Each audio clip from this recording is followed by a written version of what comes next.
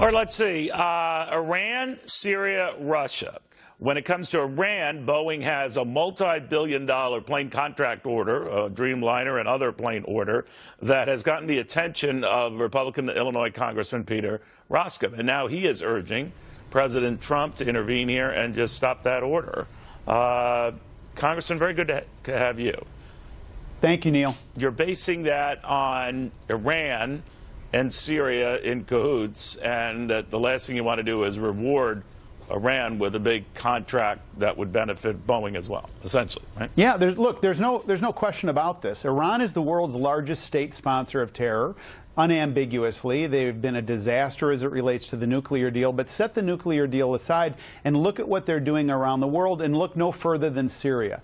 There's documentation that's completely solid that they were ferrying materiel and so forth in July as it relates to Syria. And now on the day of the chemical weapons attack, Boeing makes an announcement that they plan to sell to an Iranian airliner more planes. And this is just, it's completely incongruous. It makes no sense at all. The White House can stop it, Capitol Hill can stop it, but there's an urgency to this. And the idea is these are fungible. These aircraft can be used for any purpose whatsoever. They're not simply limited to a commercial product, but a commercial airliner can be used for a military purpose. We've seen it with Iran, and we've got to stop this thing. It's a terrible idea, and Washington, the White House and Capitol Hill can stop it. You know the normal drill on these type of issues, Congressman, is that if Boeing loses the contract, Airbus presumably picks it up. The Europeans win the contract and the jobs. The American company loses the contract and the jobs. You say what?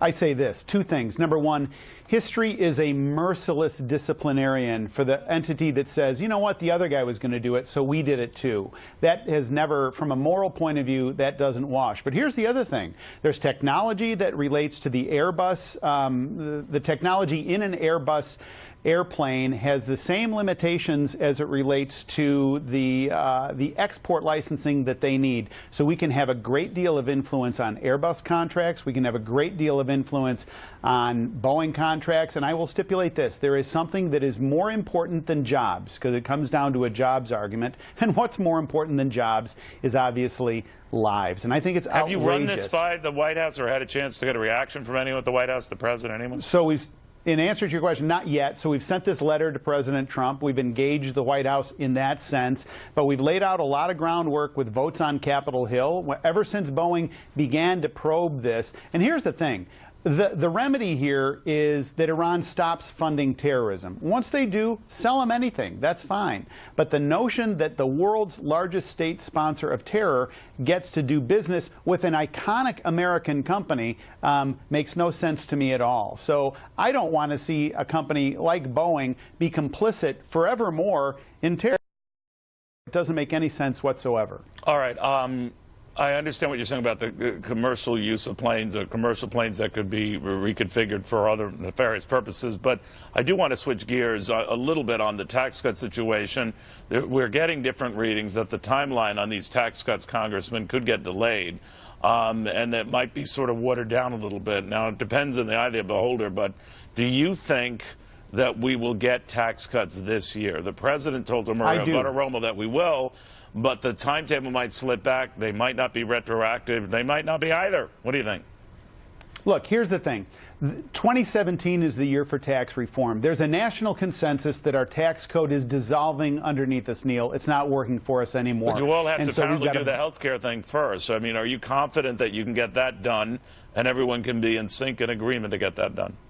Look, I'm not necessarily saying you've got to do health care first. I think that we've learned a lot from health care. And one of the things that we learned was we've got to build a broader consensus on different strategies moving forward. We've got to simplify this code, which the House blueprint does. Right. We've got to create growth, which the House blueprint does. But everyone seems to be saying, Congressman, they're going to, I don't know why, but they're going to keep plowing ahead with trying to get this health care thing right. Do you think that's a mistake? I think the smarter move is to dump the current bill, pass the aspirational bill out of the House of Representatives that we all can agree to. Right. Let the Senate figure out what they can manage to do. Meanwhile, let's move forward on tax reform. The president apparently isn't going to do that, sir. He's not, for whatever reason. Maybe it's the $1 trillion and, you know, benchline revenue or whatever. He's not going to do that. Then what? Well, if he chooses not to do that, then he's got to figure out some way to unclog the drain, basically. And so that puts more pressure from a health care point of view. But the notion of just setting aside tax reform until health care is done, I think, is a misstep. The move is to do these things simultaneously. Congressman Roskam, very good seeing you again. Thank you very much. Thanks, Neil. All right.